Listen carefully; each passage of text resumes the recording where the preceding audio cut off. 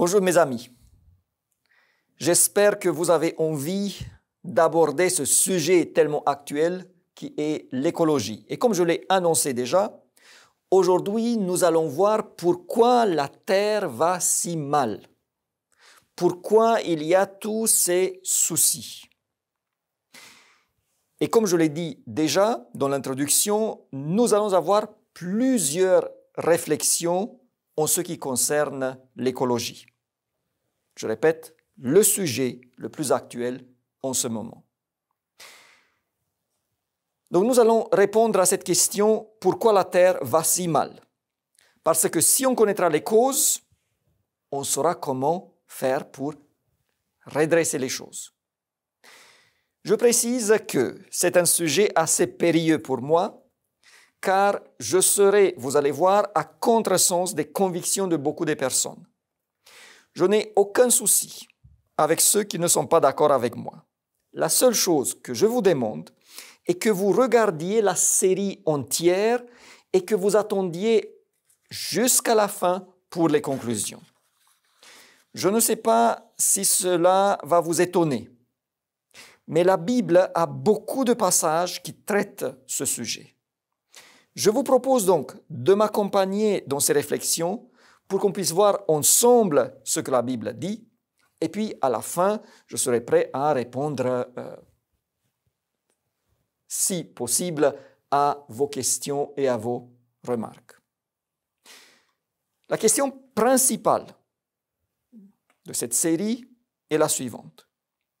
Est-ce que le combat écologique est le nôtre en tant que chrétiens?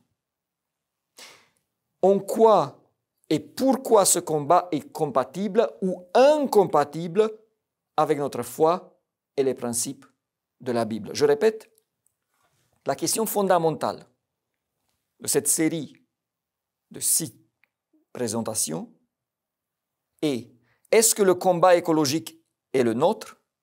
En quoi et pourquoi ce combat est compatible ou incompatible avec notre foi et les principes de la Bible? Mais aujourd'hui, je reviens, la question est pourquoi la Terre va si mal? Je vais commencer par une affirmation qui est la mienne. Vu la manière dont l'écologie est abordée aujourd'hui, je considère qu'elle est devenue presque une religion. Il y a des croyants et des non-croyants. On les appelle les sceptiques, les climato-sceptiques. Mais on voit qu'il y a de plus en plus de croyants. Il y a des fanatiques et des modérés. Des fanatiques qui bloquent les routes, qui aspergent des tableaux, qui font tout un tas de choses. Il y a des conversions à l'écologie. Il y a, comme pour une religion, des prédicateurs et des prophètes. Et il y a des prophéties qui effrayent. Et il y a aussi un évangile de l'écologie. Vous savez lequel? L'évangile de l'écologie est, selon moi, celui-là. La planète, la vie, la survie est en grand danger. La terre est en danger. Et l'homme peut et doit sauver la terre. Ça, c'est l'évangile de l'écologie.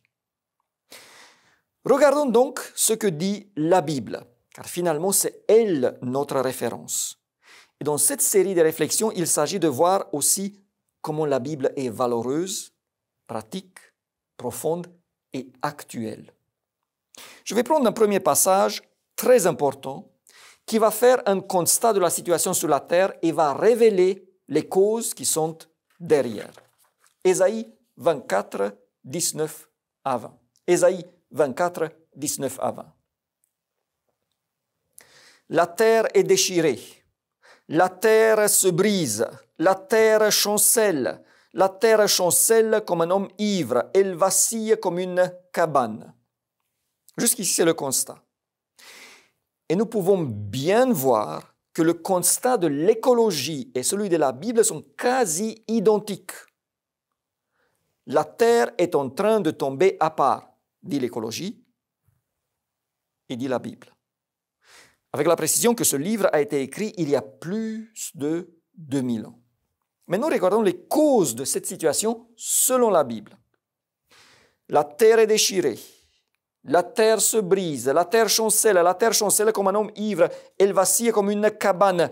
Son péché pèse sur elle. Elle tombe et ne se relève plus. Est-ce que c'est la même chose cette fois-ci? L'écologie parle des combustibles fossiles, de gaz à effet de serre, de la consommation de ressources, du gaspillage, de l'empreinte carbone. La Bible, elle parle du péché. Moi, personnellement, je n'ai pas entendu les écologistes évoquer cette cause.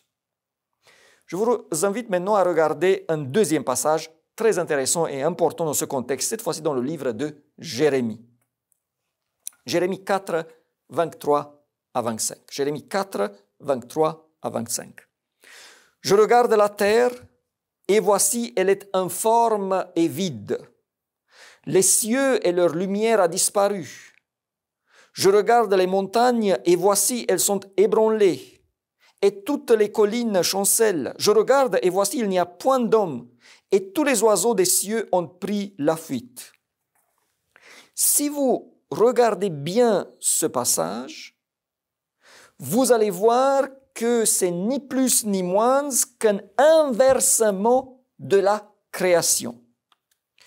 Je regarde la terre et voici, elle est informe et vide, comme avant la création. Les cieux et leur lumière a disparu. Dieu les a créés, maintenant ils ont disparu. Je regarde les montagnes et voici, elles sont ébranlées et toutes les collines chancellent. Là, c'est la destruction. Je regarde et voici, il n'y a point d'homme. Dieu a créé l'homme, il n'est plus là. Et tous les oiseaux des cieux ont pris la fuite. Là aussi, Dieu a créé les animaux et nous avons l'extinction des espèces. Voyez, très, très actuel. Je souhaite, aussi je fais une parenthèse, que vous voyez comment la Bible est actuelle et comment il faut qu'on se concentre sur la Bible pour pouvoir comprendre ce qui se passe autour de nous. Parenthèse fermée. J'espère que vous êtes d'accord avec moi que dans ce texte, dans ce passage, il y a l'inversement de la création. Et là aussi, d'une manière étonnante, cela correspond au constat de l'écologie. Mais quand on cherche les causes, à nouveau, cette fois-ci, on a les causes au début de ce passage, dans le verset qui précède la phrase. Jérémie 4, 22. Jérémie 4, 22. Certainement, mon peuple est fou, il ne me connaît pas. Ce sont des enfants insensés, dépourvus d'intelligence. Ils sont habiles pour faire le mal, mais ils ne savent pas faire le bien. Vous voyez comment la Bible est cohérente?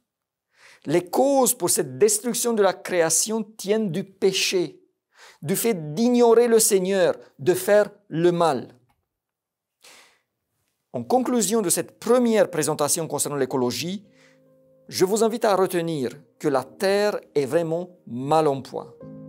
Le constat de la Bible est identique avec celui de l'écologie.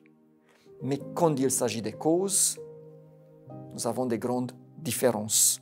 La Bible identifie le mal par le péché, par la transgression de la loi de Dieu. Et en partant de là, les solutions seront bien sûr différentes. Alors mes amis, je vous souhaite une très bonne soirée et je vous donne rendez-vous pour la prochaine fois quand nous allons parler du réchauffement climatique. Au revoir et à la prochaine.